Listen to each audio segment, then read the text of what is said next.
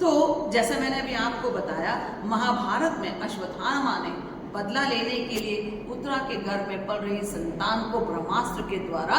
मार दिया था, लेकिन क्योंकि यह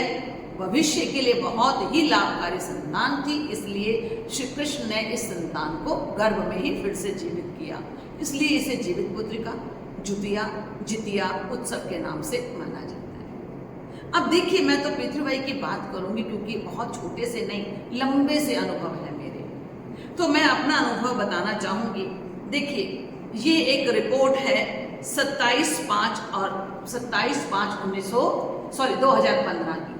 ये रिपोर्ट है, और इस रिपोर्ट में यह कृतिका की रिपोर्ट है, अद्वैता के पैदा होने की रिपोर्ट। यह रिपोर्ट के अनुसार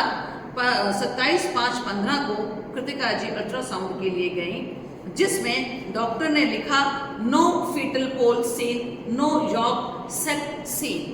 इसमें लिखा है कि इसमें कुछ भी नहीं आया, और इंप्रेशन में लिखा रिव्यू आफ्टर 10 डेज, क्योंकि जब उन्होंने ये बताया कि इसमें कुछ दिखाई नहीं दे रहा और बिल्कुल भी किसी तरीके का कोई सिम्टम नहीं है, लेकिन उन्होंने कहा कि चलो रिव्यू के लिए हम आपको 10 डेज में, 10 डेज तो बहुत बहुत बड़ी बात है, हम तो 7 दिन में वापस आते हैं।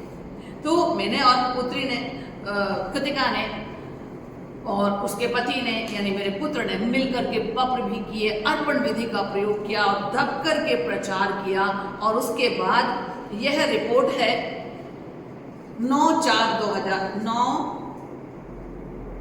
8/6/2015 की 8/6/2015 की यह रिपोर्ट है। और इस रिपोर्ट में उन्होंने लिखा yolk sac seen fetal cardiac activity present ongoing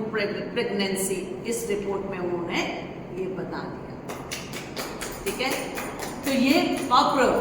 इस पत्र के लिए मुझे कोई उत्सव या कोई उपवास करने की या कृतिका को कोई उपवास करने की आवश्यकता नहीं पड़ी, सिर्फ एक प्रयोग करने की आवश्यकता पड़ी